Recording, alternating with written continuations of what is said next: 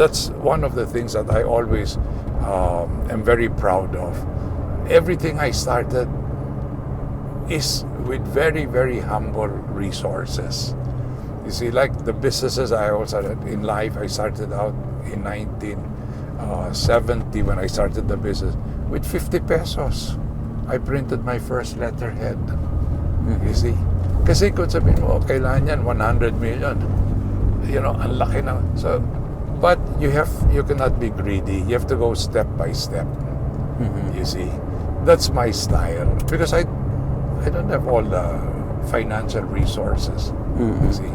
So that is how it is. Now, based on that, now you ask me, how does one become successful in achieving his goals?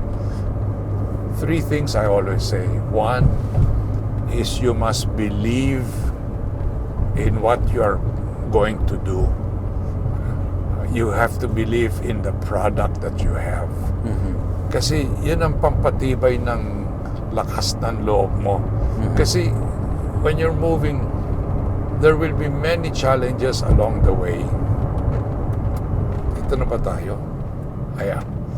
There are many challenges on the way, obstacles, and then mag-alanganin ka, then nasisira ng loob mo. In fact, when we started Fertilizer, and I said, my God, I have to talk to all the farmers. How can I talk to them one-on-one? No? But you have to believe in the product, so you have to find a way to get it to your market, you see. And so, that's number 1, confidence. No? In fact, I will not even say na kailangan may pera ka. I never believe it on that basis. You have to believe in the product, in the concept, in the business concept. And then you find the way now on how to make it become a reality, how to launch it. But more than anything else, it is the integrity of your intent. What is your product going to do? Is it going to provide happiness? Is it going to provide function? Okay, like when we were selling our sports cars, it provided happiness and it was fulfilling a dream. Aspirational yan eh. Now we were able to bring this dream to them. Yeah, and so that's, you have to stay focused. You have to believe in it, and then you have to find the right market. Yeah. Gusto mo bang matuto ng agribusiness, crops, livestock and poultry, aquaculture, at ma-inspire sa mga success stories? Agribusiness, how it works! As a YouTube channel, Agribusiness features entrepreneurs, farmers, organizations, OFWs, investors. However, beyond our usual content and official endorsements, Agribusiness does not engage in other business dealings with them. While our viewers and featured individuals and entities may choose to pursue business deals with each other on their own, we encourage them to be cautious in doing so. This September, join us for a day of 6 panel discussions, exhibits, business socials, and dinner. Learn from agriculture's top experts and explore the ideal farming venture for you at Agribusiness Connect, happening at Elements at Centris, September 28, 2025. Doors open at 12 noon. Don't forget to register through the link in the video description box or simply message us on Agribusiness Facebook page. You may also text us at 0917-827-7770. Strictly no walk-ins. Meet the Agribusiness Connect panelists. Rice and corn, high-value crops and orchard, smart farming and precision agriculture, livestock and poultry, aquaculture, mechanized farm machineries. Exciting prizes and giveaways are waiting for you.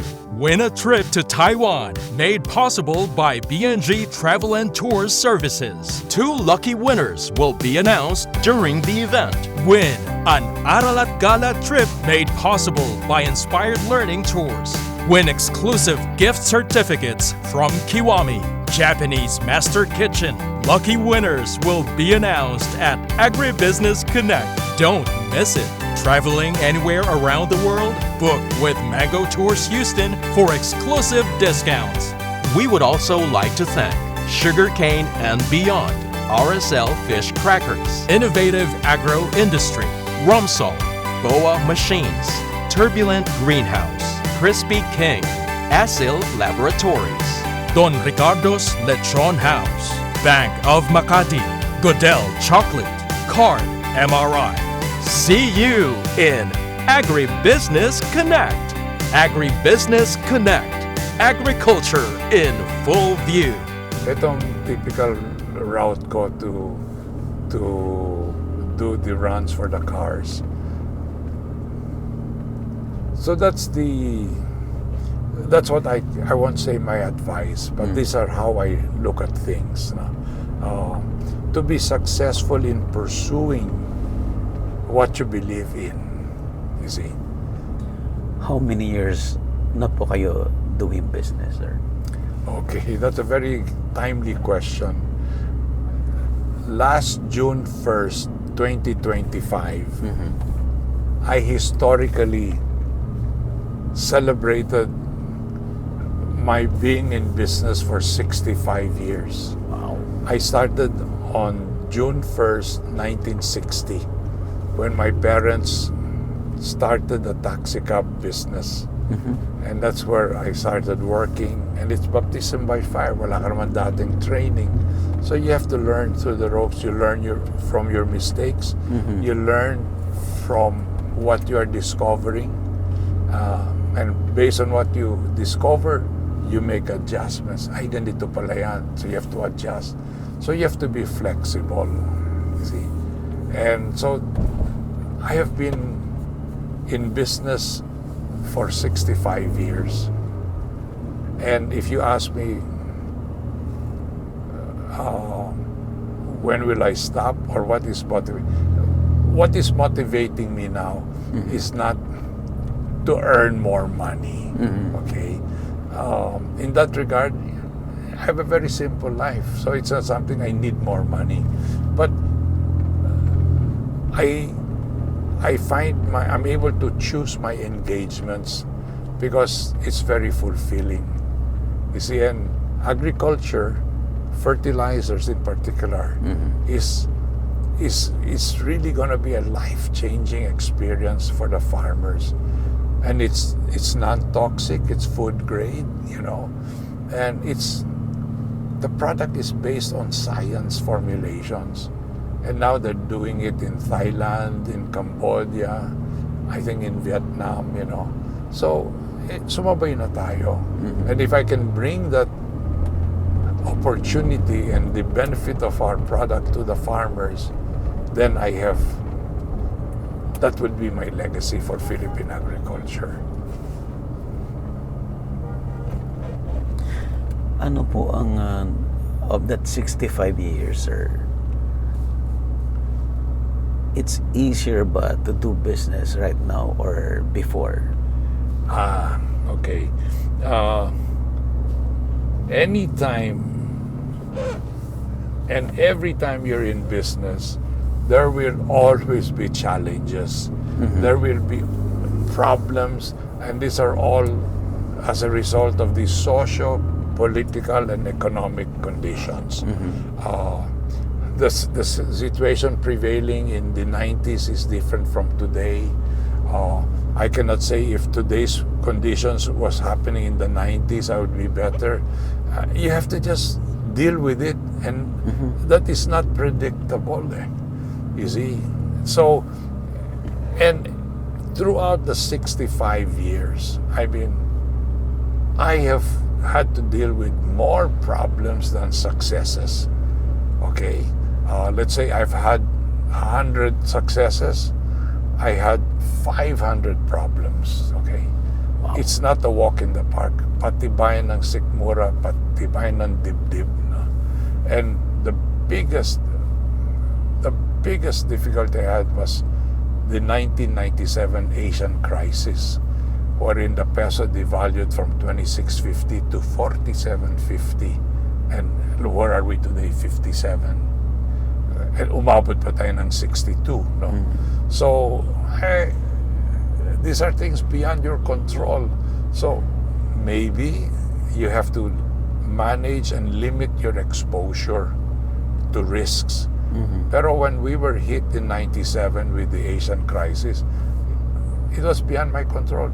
We had confirmed orders of imported equipment from our suppliers, budgeted $10 million, budgeted at 26.50. So meron kaming pera, 265 million.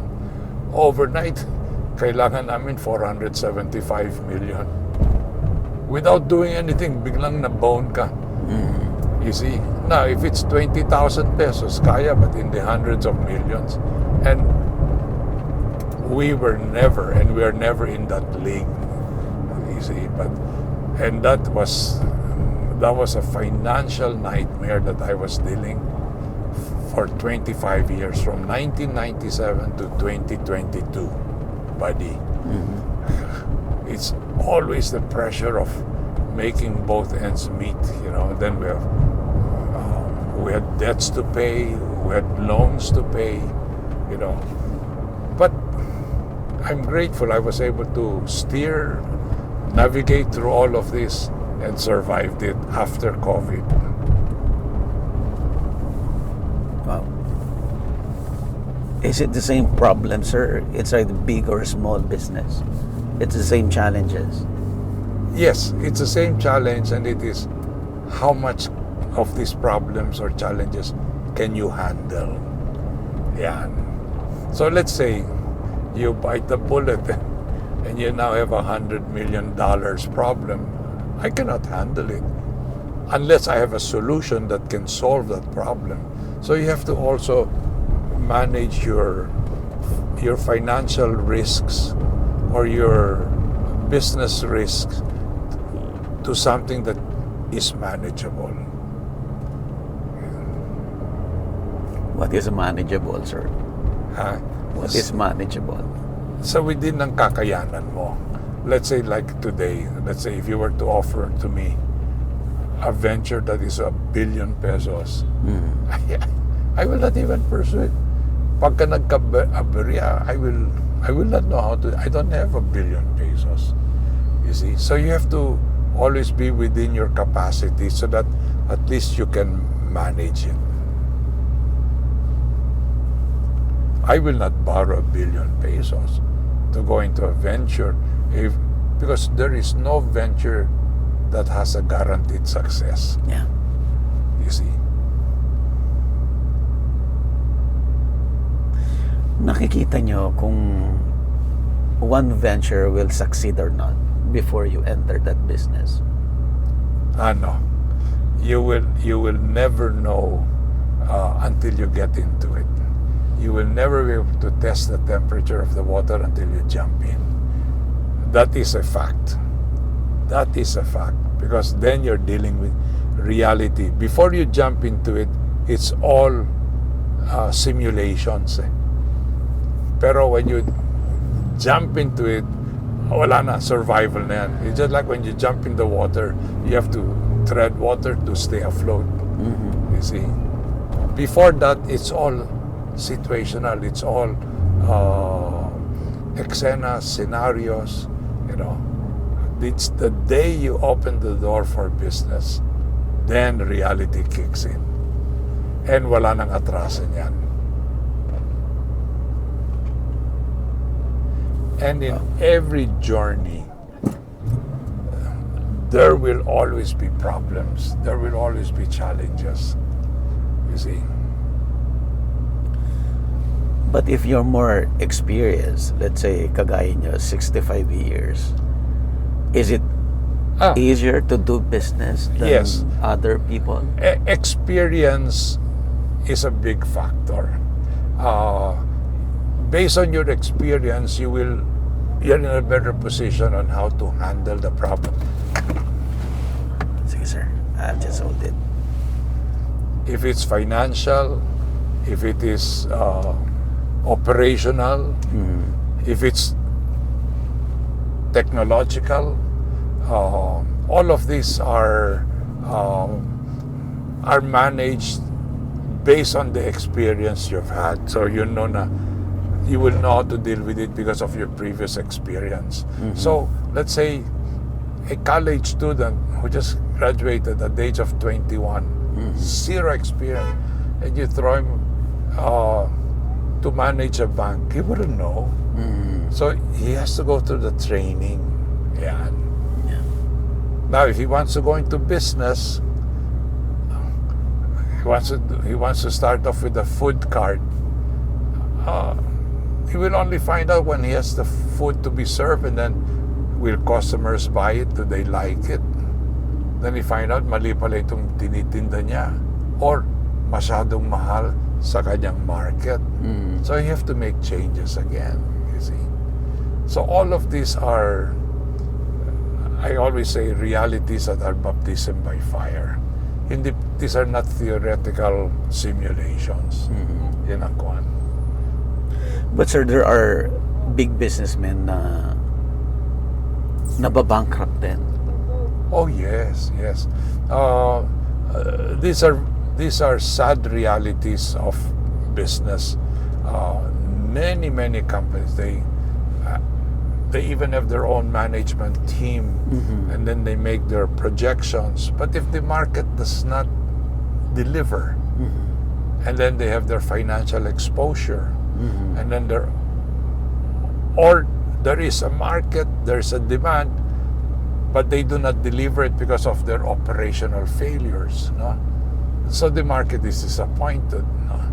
So all of this you have to put in place, that when you commit to offer a product, you're in a position to deliver it also. Your organization has the logistics, the wherewithal to produce the product, to deliver it.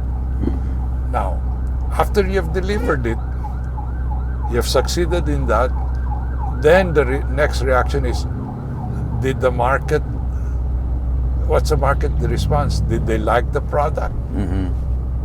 If they didn't like the product, you're back to square one. You have to reinvent it again. You see? So possible na ang cost ay it's something na hindi mo control, or mismanagement, or lack of projection, being lack of unprepared. projection. Yes. Like production cost, okay? A very simplified approach. You have a product, your cost is 1,000 pesos, and you're selling it at 1,005. And then your cost of materials shoot up overnight. Now your production cost is 1,700. Now, if you have confirmed orders from customers that you signed off, you have to deliver that. You have to deliver and eat the loss. You see? And that's where I say integrity comes in. You have to honor your transactional commitments. You see? Unless it's so bad that the factory burns down, and then your customer can understand. You see? But when you deliver on your commitments, that's where you build goodwill, reputation, integrity.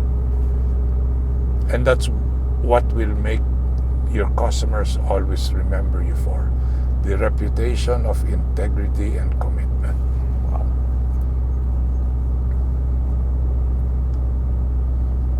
I'm learning a lot, sir. Buddy, I mean, I find it a very, very special privilege to share this with you, you know. And we're both learning together.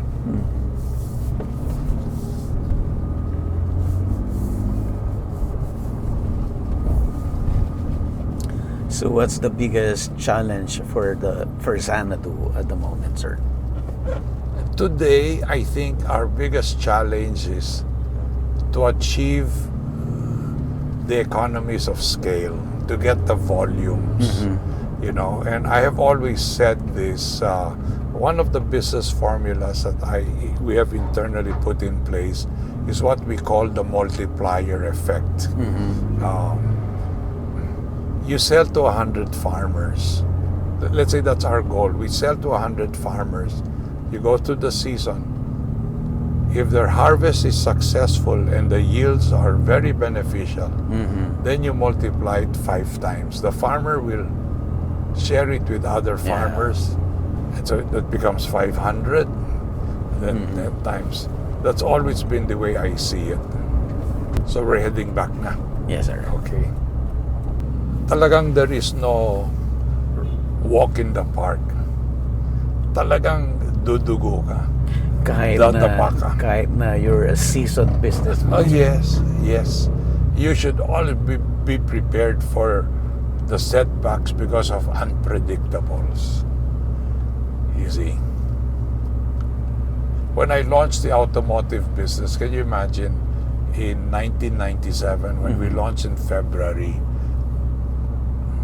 everybody was ordering cars. Willie, kunin mo ko ng verde. I want the green one. I want the white one. I was taking orders. I had orders from friends for 38 cars at the price of 3.2 million. February, March yun. Ang dating nun, July. Okay? When that was being shipped out, nag-devalue ang peso from 26.50 to 47.50. Okay? Ang presyo ng kotse jumped up to 6 million. How can you tell a customer you have to pay me?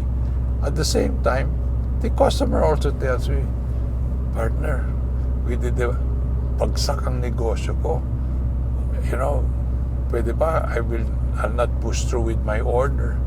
I was stuck with 38 cars, no buyers, at a higher cost.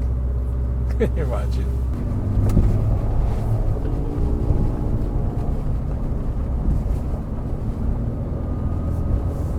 And my vision is to let every farmer experience the benefit of Xanadu liquid fertilizers.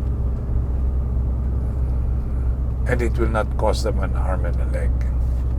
It's a very simple product that will show them the beauty of the results of the product.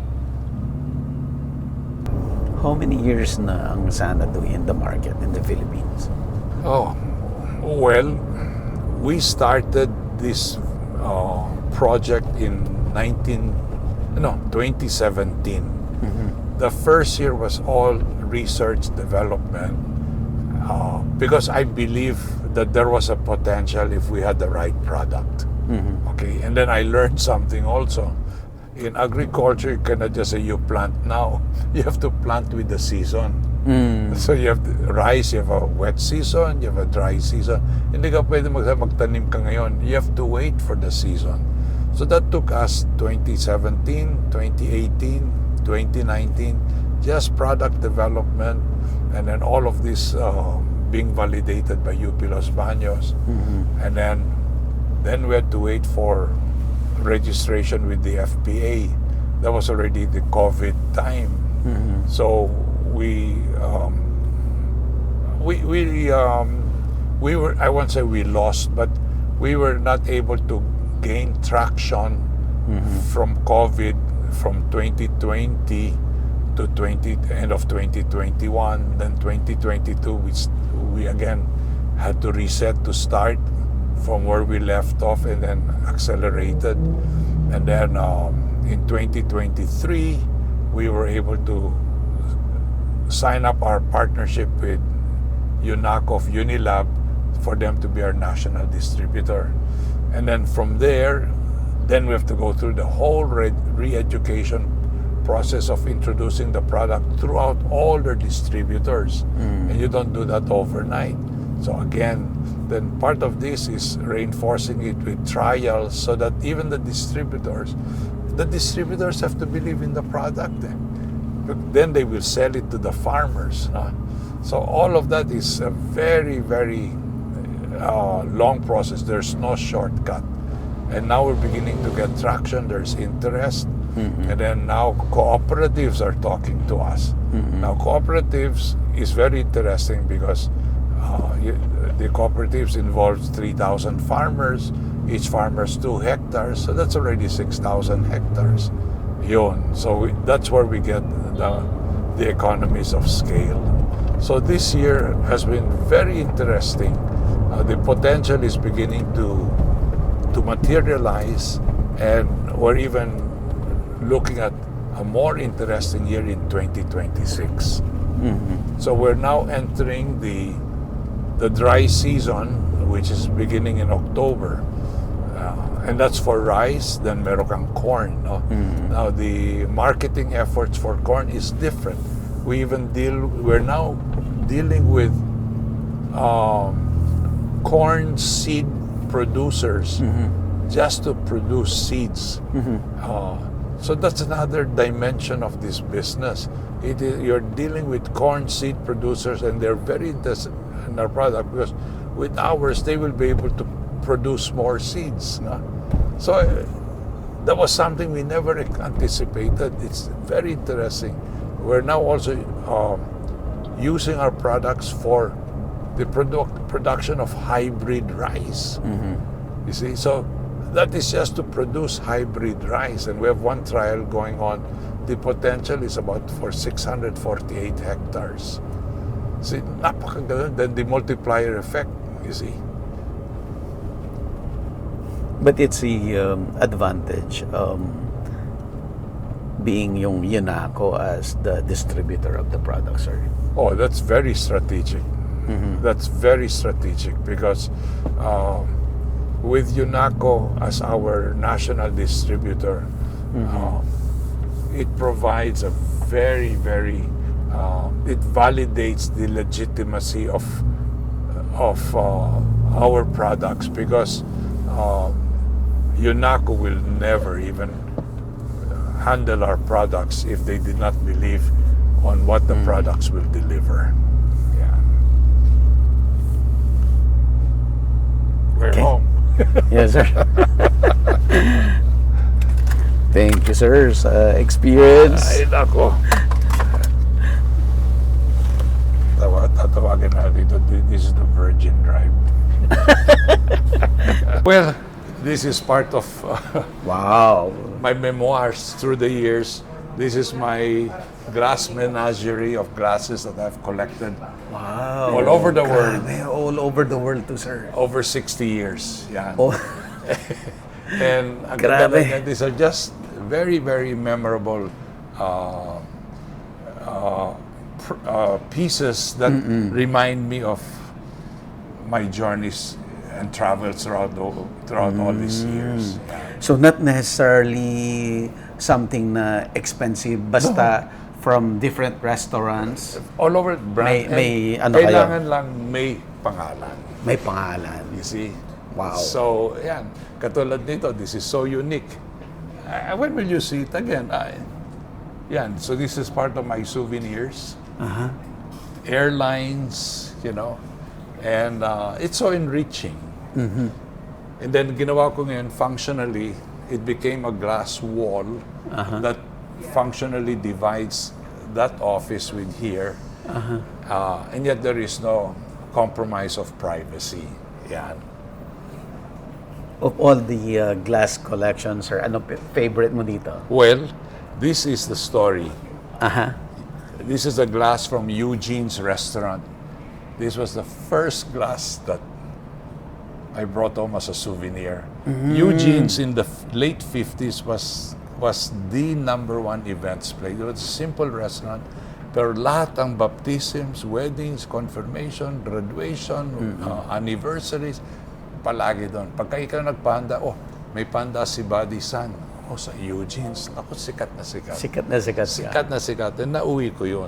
And that was the Wow. start of all this. Kaya memory. dumami to, sir. Dumami na. Oo.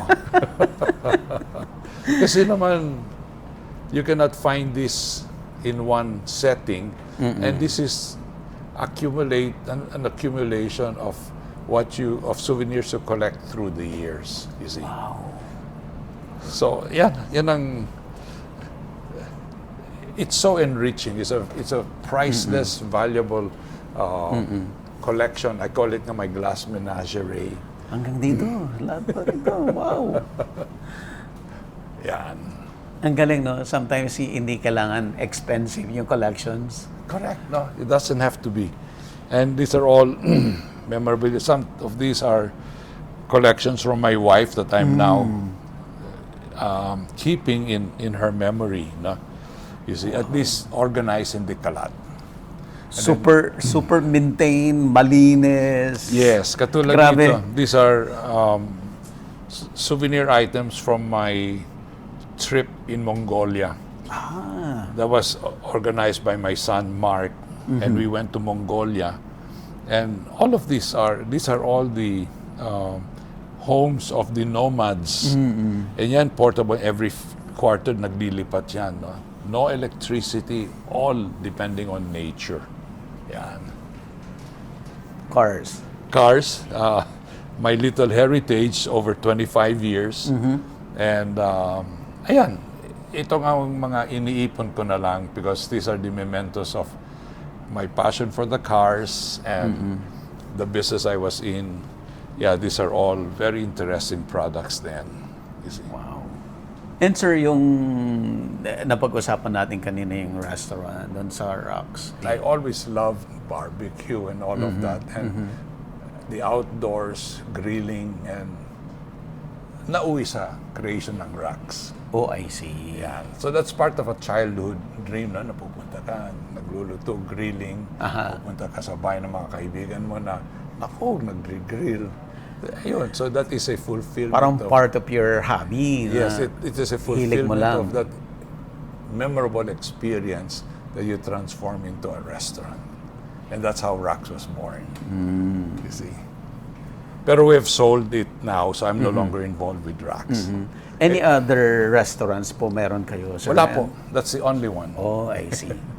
And I've been able to establish something, accomplish something, and from nothing, and it has become a multi-generational brand.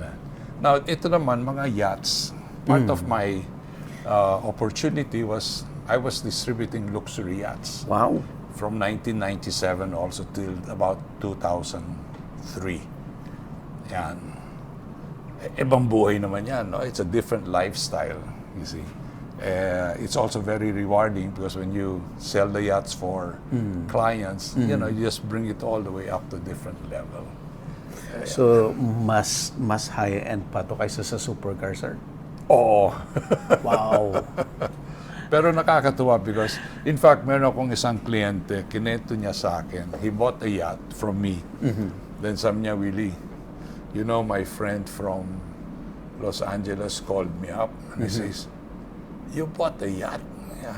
How much did you pay? $3 million. Then sabi niya, do you know that you could have bought a house in Beverly Hills? Tama rin, ano. Alam mo anong sagot ko? Sabi niya sa akin, ano, yes, you can buy a house in Beverly Hills, but you cannot bring it anywhere.